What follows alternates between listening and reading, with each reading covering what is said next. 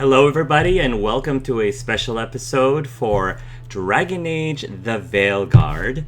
Today I am going to be doing an unboxing video of the Rook's Coffers edition of Dragon Age the Veilguard. This is a super deluxe collector's edition type of physical objects, so to speak, that does not come with the game. It's just something extra for those of you who are hardcore Dragon Age fans who are willing to shell out some extra coin. It is not cheap. It's quite a pretty penny when it was being sold. I'm not sure if it's available still now, but I'm such a huge fan of this franchise, and I absolutely loved the equivalent of this particular box set that came with Dragon Age Inquisition. And so when I was reading up on Rook's Coffer edition for the Veilguard, I thought I would love to have that. So I'm gonna go ahead and open it up in front of you. I read once what the contents of this edition contained, enough to make the decision that I was willing to, again, shell out some good coin for it, but I don't quite remember off the top of my head what's actually included in here. So it'll be a nice, lovely surprise / reminder. So let's take a look.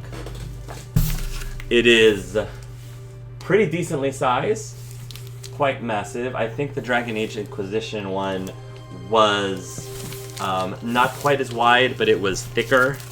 It was more of a box shape, but a larger box. So we shall see what this contains. So when I open the box, I see the helmet of what appears to be the Warrior or even Grey Warden version of Rook. Oh. There's the box. That's really neat. What do we have here? Oh, they have all of the characters. There's Harding. There's, I believe that's Lucanus. Oh, that's Manfred. Tosh. Is that Bellara? Yeah, I think that's Bellara. Nev. Davrin. Our Griffin. What was his name again? I forgot his name. Thon? His Griffin companion, Emmerich, and even Varric is on here. That's really cool. And of course, Rook is in the center, and it's got, alright, you can't see very well, but these little symbols around him are around them, whichever the case may be, appear to be the different factions. Well, here's the Inquisition. Yeah, there's the Inquisition, there's the Veil Jumpers, there's the Dark Watch, etc., etc. So that's really neat. It's got the Dragon Age logo, you know, a lot of the BioWare nomenclature there. So let's take a look and see what's inside. Ooh. Thank you for your purchase of the Dragon Age Rook's Coffer. Please take a few minutes to look through this instruction guide for your Dragon Age dagger. This beauty is the first thing that is inside. This is beautiful. This, oh ho ho ho ho. And I believe this does light up. I don't know if we have, oh my! Hold on, let me lower the light a little bit. Oh, look at that. Look at how beautiful that is. This is a dagger that does have quite a significance in the story. I'm not super far in the game right now as of this recording, but I've gone far enough to know exactly what this dagger is, but I'm not going to say anything due to spoiler reasons. But that is gorgeous. Beautiful, beautiful, beautiful. Let me slip that back into its plastic again, just to keep it nicely protected. There is also this rolled up, what I presume it is a poster of some sort. Yes, I don't remember what it's a poster of. Maybe it's all of the companions. Maybe it's the official Dragon Age the Veilguard. Oh, and I should also mention that the inner text of the box, right over here, it says, "Things always seem impossible at the beginning. Just fight one battle at a time. Varric Tethras." Love that. Oh, that's awesome. We have the tarot card graphics of all of our companions. I hesitate to open it completely. It's kind of hard, a little awkward right now to show the whole thing just by holding it up. But I'm sure many of you have seen this before, have seen these images before. You can look them up online. But yes, the tarot card art for all the companions, that is pretty amazing. I might have that framed, actually. That's super cool. Stick that back in here. I guess this is to recharge. I'm assuming it's to recharge our dagger. We have a pouch that contains... Ooh. That's cool. We've got a D... I guess this is a D12 die that contains different icons that are the dialogue tones. You can't really see very well, but here, maybe in this light, there's the romance one. There's the, I guess, empathy one. Where is sarcastic? There's the sarcastic one, etc., etc. That's really cool. I love that. Oh, and here's the fist, which I guess is forceful. So I guess what you could do with this is you could roll the die, and based on the result of the die, when you have a dialogue response option, you just take whatever tone you roll on the die, as opposed to choosing it to yourself. And if what appears isn't available, you roll it again until you get something that's available. I guess you could do it like that. I'm thinking, Roma, if you're watching, you did something very similar to this for your Mass Effect Let's Plays, where you rolled the die to determine all the dialogue choices for your Shepard for Mass Effect. So yeah, that you could do it live with this dice. This is neat. Here we have, I guess this is, I think I'm going to be very embarrassed if I misinterpret what this is. It's a map and quiver. This is a quiver. I was going to say I think this is a quiver for arrows that I don't have, but it feels like it's decent quality leather. I don't know if it's like artificial leather or not. Probably is. I don't know how different leather material types are made, but for what it is, it's very neat. I am a big fan of this right here, which is, this is upside down. Yes, it is. It is the world. Well, I wouldn't say the world map, but I think this is the map that is shown in the game itself, that shows all of the different locations. Yes, it is. It shows all the different locations that you will visit in the game, the region that we are in for this particular adventure. Love that. The next thing we have... Oh, this is made of glass. This is not a light bulb. Oh, okay, I get it. It's actually a health potion. I had it upside down. It's a health potion, which, now that I look at it, I mean, it is accurate to how it appears in the game, but now that I look at it, it's kind of it's impractical. You can't really set it down on the table very well. I mean, you can set it down on its side, but okay, this is the stopper. There we go. I can take a little bit of a swig here. But yeah, this is not the most practical thing. However, in the game, it does look like, I think when you drink a potion, it does shatter after you utilize it for some reason. You just, here, I'll give myself a health potion and then possibly injure myself with shards of glass once I've healed myself. But no, but it's still cool that they were able to make it true to how it is in the game, regardless of how impractical the design is whatsoever. Last but not least, the final thing, which is actually the part of this kit that I was looking forward to the most. Although, to be perfectly honest, now that I'm looking at it, it looks cool, but I think the ones from the Dragon Age Inquisition were at least larger. But we've got, I don't know if these are tarot cards or playing cards. These might be, we'll find out. But in Dragon Age Inquisition, we had tarot cards with beautiful art on them that contained the Dragon Age characters on them.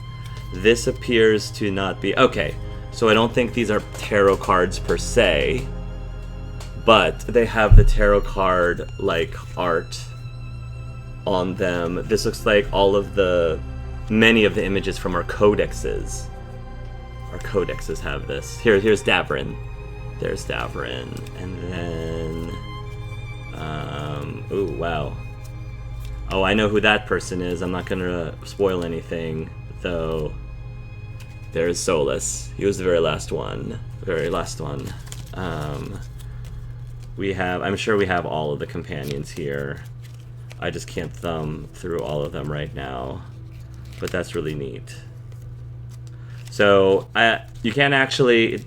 Unfortunately... okay, here we go. Here's all the companions. There's Balara. There's Lucanus. Yeah, there's Lucanus. And Davrin, I already showed you. And where's Emmerich? There's Balara. Is Emmerich one of the first ones? I feel like Emmerich. Yeah, there's Emmerich. Emmerich's one of my favorite designs. Tarot card designs. But yeah, I think the Dragon Age Inquisition ones were better because they could actually be utilized as tarot cards, I believe. I think that you could utilize them as tarot cards. Or at least the major arcana of tarot cards, if I remember correctly. And whereas these, you can't really utilize them for tarot or playing cards. They don't really have a face or value. They're just cards of graphics, which I shouldn't say just. They're just this. But I think the Dragon Age Inquisition cards were larger, slightly better quality, but still neat. Still neat things. So yeah. Cool. Oh, cool. There's also a message from John Epler, creative director, and Corinne Bush, game director of Dragon Age the Veilguard. I'll just read it. And it has a picture of Manfred and Asan there, which I think is absolutely adorable. It says, 9 years ago, we released the final chapter of Dragon Age Inquisition, Trespasser. At the time when we talked about what that final shot would be, we thought it'd be cool to end with a dagger stab into the map where, let's say, Menrathos, because we were pretty sure that's where we wanted to go there with the next game. So they weren't even had fully envisioned what exactly they were going to be doing for the next game or where it was. They just thought, you know what, Menrathos, that sounds good. Let's go to Tevinter, which I think makes a lot of logical sense. Now here we are releasing the newest chapter in the world of Dragon Age, has us finally making good on a promise we weren't even completely sure we were making. But where else, especially considering a lot of the ups and downs that BioWare as a studio went through over the last 10 years, for those of you who've been following, I also was very worried that we might never see another Dragon Age game again. But where else would we go besides the heart of Tevinter, the magical empire that has always lurked at the edges of Dragon Age stories? And while the shape of the game and the story has shifted over time, we always knew that this game was the one that would resolve the story of Solus once and for all. From that, we've never shifted course. As fans of the franchise ourselves, we wanted to honor the rich legacy of the Dragon Age games that have come before, while welcoming new players to join us in Thedas. To us, that meant returning to our core tenets of authentic and relatable characters. Thank you very much, John and Corinne. Rich world building and stories that are at times joyous and other times heartbreaking, which they certainly have been thus far, let me tell you. Perhaps most importantly, we wanted to build a game in which you could see yourself. This is super important. And a lot of people have been very verbal about discounting this aspect of the game, but I am extremely happy and supportive that this is something that they stress in their games.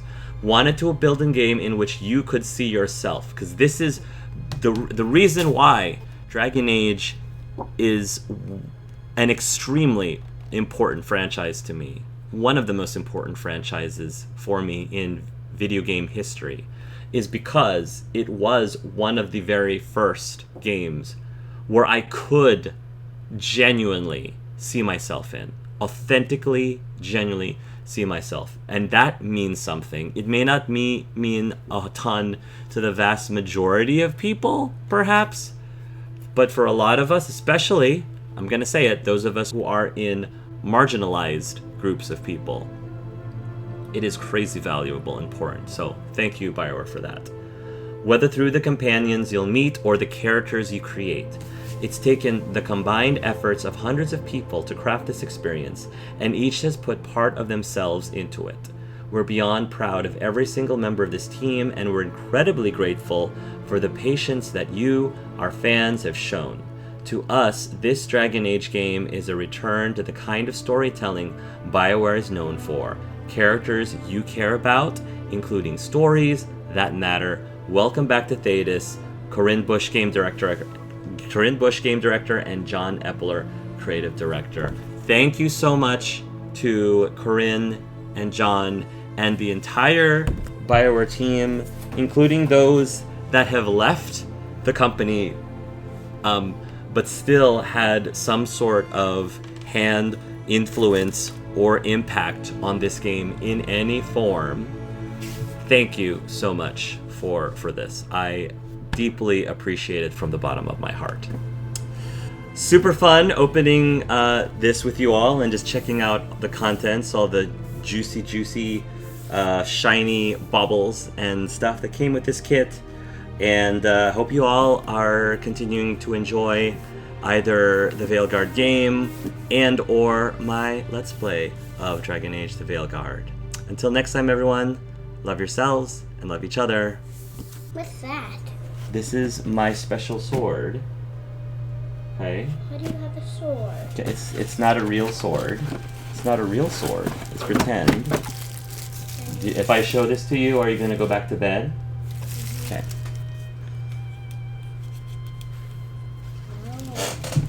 I wish I can have it. Yeah, it's not for you to play with.